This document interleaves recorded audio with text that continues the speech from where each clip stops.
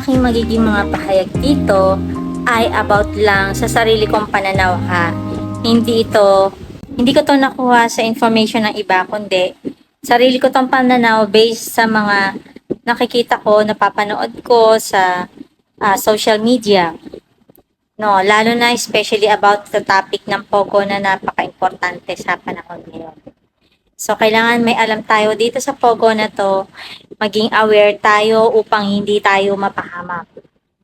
O, maging maalam tayo sa mga nangyayari sa atin ngayon. So, kung meron man kayong ibang pananaw tungkol dito sa aking i-discuss, ay free naman po kayo na makapag-comment dito sa baba. Pwede nyo naman din po akong i-bat in kung may gusto kayong sabihin or may gusto kayong i-express. So, ito po ay sarili ko lamang pananaw. Nakakagambala na ang mga nangyayari sa atin, no? Sa Pilipinas ngayon. Biruin nyo yung problema natin sa West Philippine Sea. Yung nangyayari na sa atin sa West Philippine Sea, yung mga pananakot sa atin ng China. At gusto na rin talaga tayong sakupin, no, sa pamamagitan ng kanilang Pogo. Nakita nyo, distributed na sa bawat bayan yung kanilang hub, yung kanilang lugar na pinagdadausan ng kanilang mga illegal na gawain. Alam niyo ba, napapansin ko, no, malamang sa malamang talagang may kinalaman dito ang mga opisyales ng ating gobyerno. Sila man ay nasasakop na rin itong mga China na to, ng Pogo. Nakukuha na sila dahil lang sa pera. Dahil sa pera, kumakagat na rin sila. Katulad ng mga mayor dyan sa bawat bayan na may Pogo. Imposibleng hindi nila alam na may operasyon ng Pogo dyan. Kaya sila nabigyan ng permit, no? Kahit ng PAGCOR, nabigyan sila ng permit. So, ang PAGCOR may kinalaman din dyan na maging sangkot din dyan sa Pogo na yan. Ang ilang mga kapulisan, no, hindi naman lahat. Pero ang ilan doon siguro maaari ay nagiging kasabwat na rin, no? Basta na aabutan sila ng mga kabayaran. Siyempre, ang mayor, posibleng hindi sila mabigyan. Kaya nakakatakot na yung bansa natin kasi nasasakop na tayo ng China. Buti sana kung mabuti yung gawain nitong mga China na to, na mga Chinese na to eh. Ang hindi maganda doon is nagkakaroon ng mga illegal na gawain, di ba? Tulad ng mga gambling, money laundering, kahit ng mga human trafficking. Tapos torture pa yung mga hindi makakasunod sa kanila o hindi makakapag meet ng requirements nila. So nakakatakot, no? Kaya wag kayo basta-basta mag-apply din sa mga trabaho na kasi siguro kaya may mga nawawalang tao dahil kinikidnap nila tapos dinadala nga nila doon sa hub nila para gawing group para makagawa o maging tao nila sa paggawa ng kanilang mga kasamaan. So, pag-ingatan natin yung ating mga kamag-anak na wag na rin mag-apply dito sa mga Chinese na to, Chinese nationals, no? Kasi nakakatakot, hindi natin alam kung Pogo sila o hindi. Mamaya, akala mo okay yung business company name, pero yung pala, isa na sa mga Pogo yun. So, ayoko naman silang i-down yung kanilang yung kanilang lahi. Pero kasi nakikita natin kung ano nangyayari sa bayan natin eh. Nakakatakot talaga kay mga anak ko, sinabihan ko na huwag sila mag-a-apply sa mga Chinese nationals kapag sakaling wala ako. O kahit yung kahit malaki yung offer sa kanila, huwag sila mag-apply kasi hindi mo alam yung mga ipapagawa sa'yo. Baka hindi ka na makaalis dyan. Mas masakit pa at mas mahirap pa ang dadanasin mo. So, pag-ingatan din natin, mahirap pagkatiwalaan na rin ng mga nasa gobyerno natin na maaring sangkot nga rin dito sa Pogo, sa kung bakit nakakapag-operate ang Pogo na 'to.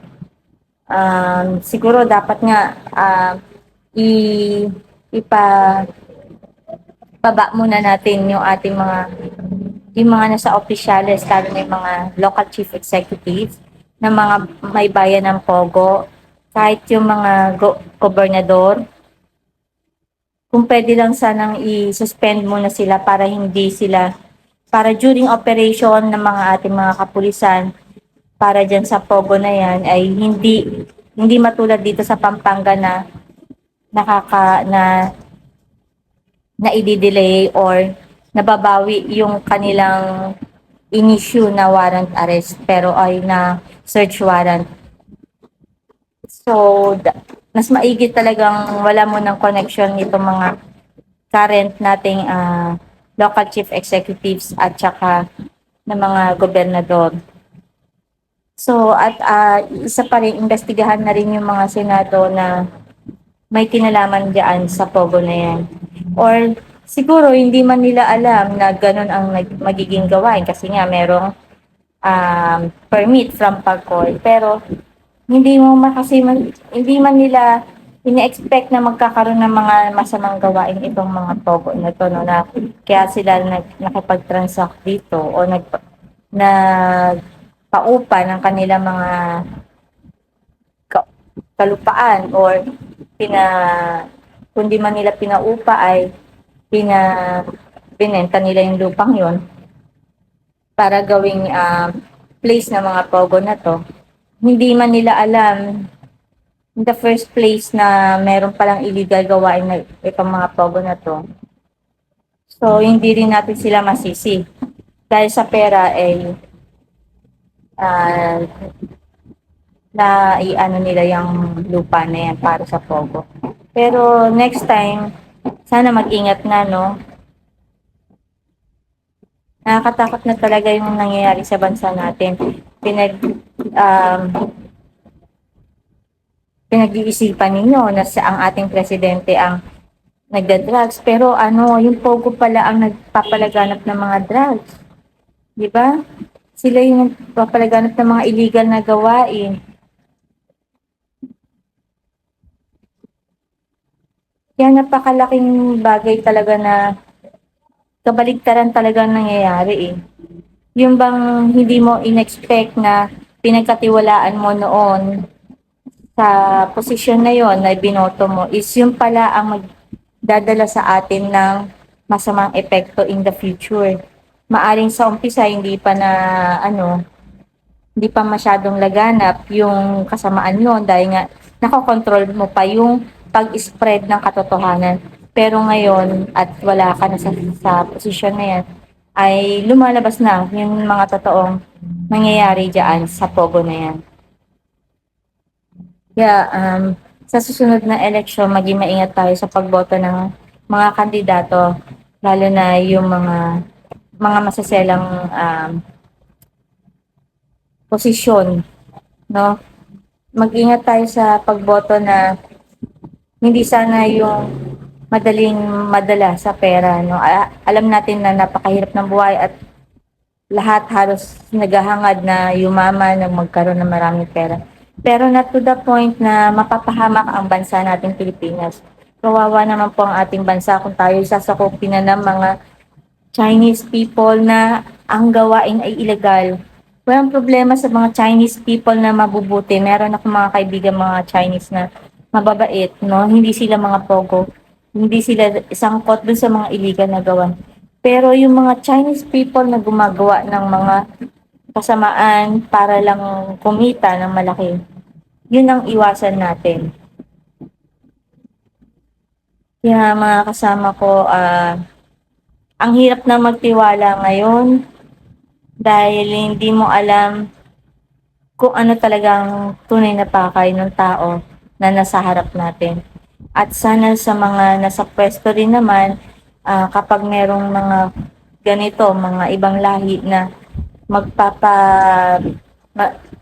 magre-request ng business permit sa inyo, ay medyo i-scan natin na maigi yung kanilang history, kung ano yung kanilang mga ah, talagang purpose sa pag-establish ng business na yon. No? So, mag-ingat po ang lahat at ito ay para sa ating mga anak sa kinabukasan, yung mga susunod na lahi natin ay wag pong madamay sa gawain nitong pogo na to. At baka mamaya isa pa yung mga anak natin na masangkot dito na makidnap para gumawa ng ganitong mga gawain. Iwasan po natin yon, ay inform natin yung ating mga anak na about dito. Mas maganda may alam din sila sa mga nangyayari dito sa ating Pilipinas para maiwasan nila ma-involve din dito o makarating na makapag-apply dito sa mga ganitong klaseng trabaho. Sige po, huwag niyong kakalimutan mag-subscribe, mag-thumbs up, and subscribe to my channel. At sa susunod ay marami pa tayong mapag-discussion. Bye!